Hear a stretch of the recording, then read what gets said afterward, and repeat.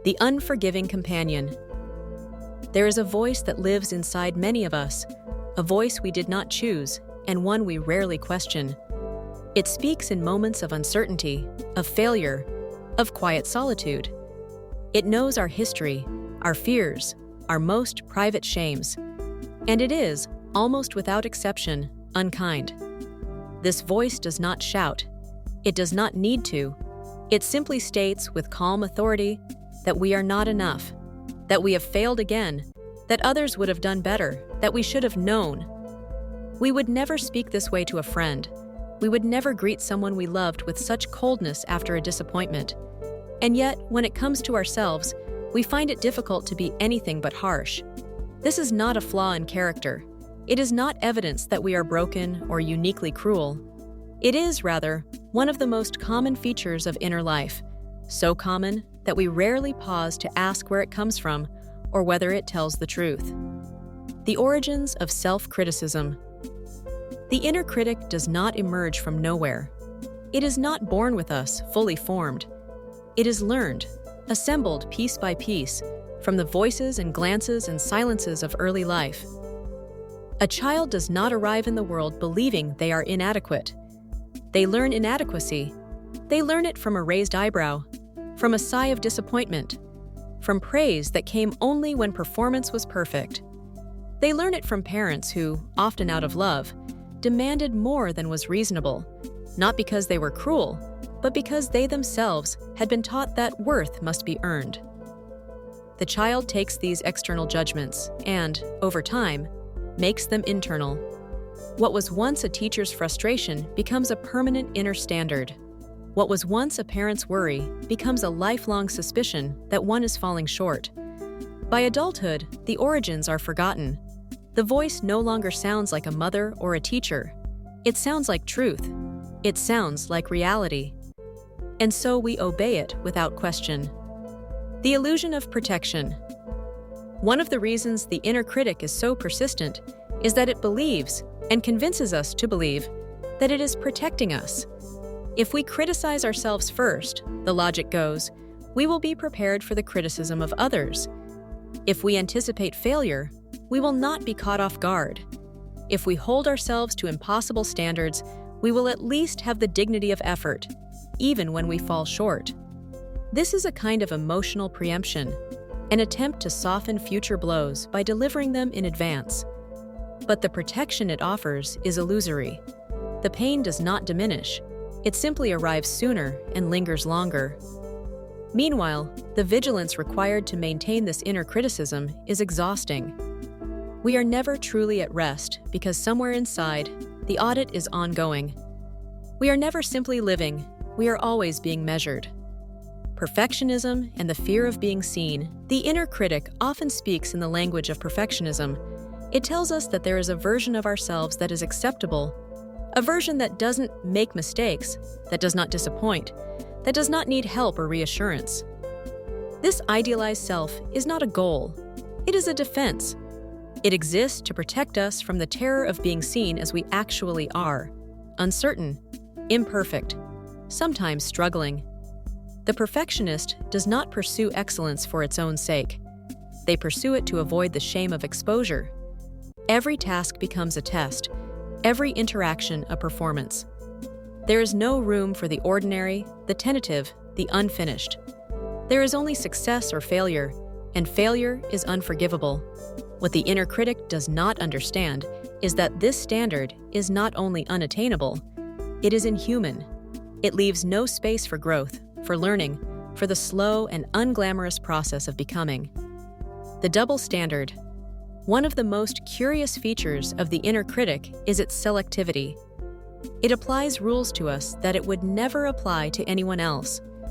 If a friend failed an exam, we would offer comfort.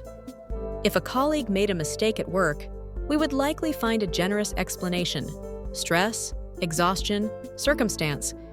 We would not conclude that they were fundamentally flawed. And yet, when we are the ones who fail, the interpretation shifts. We do not deserve the same compassion. Our failure is not circumstantial. It is essential. It reveals something deep and damning about who we really are. This double standard is not rational. It is not even consistent.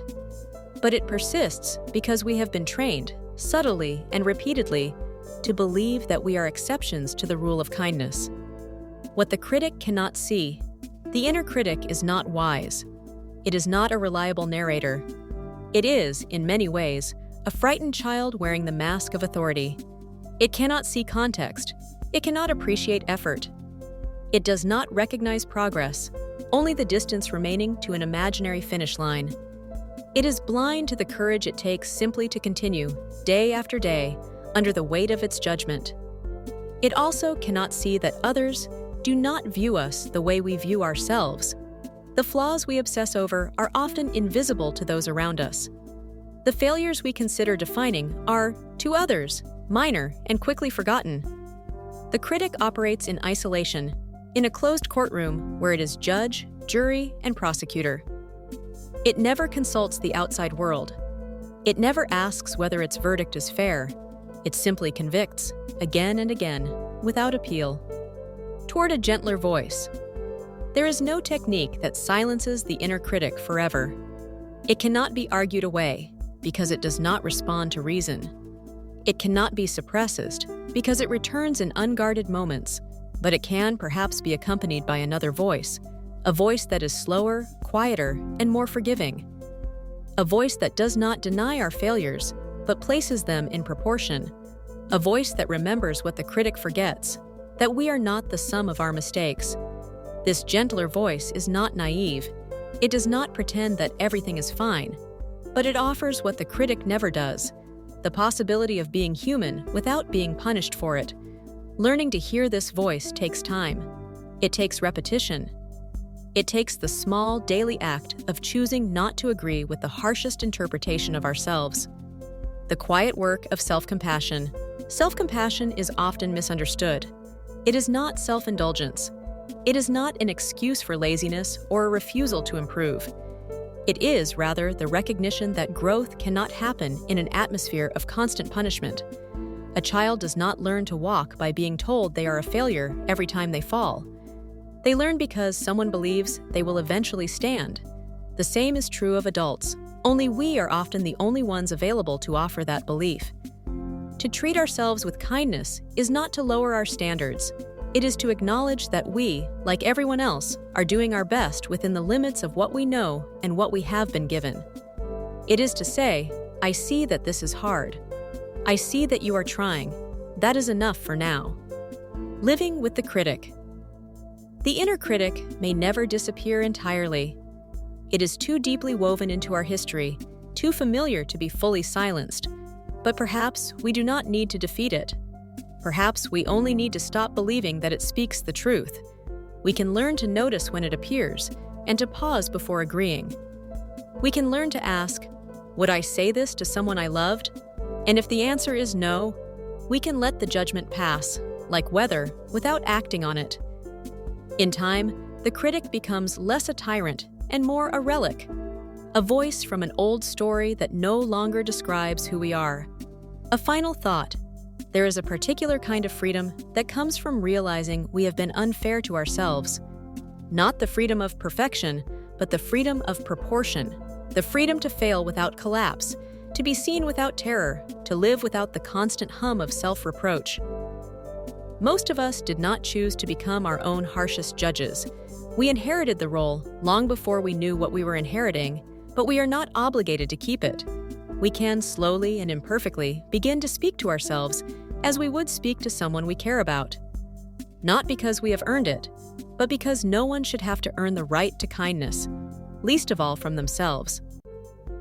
If this reflection helped bring a moment of clarity, consider leaving a like and subscribing for more thoughtful ideas to help you navigate the quieter challenges of life.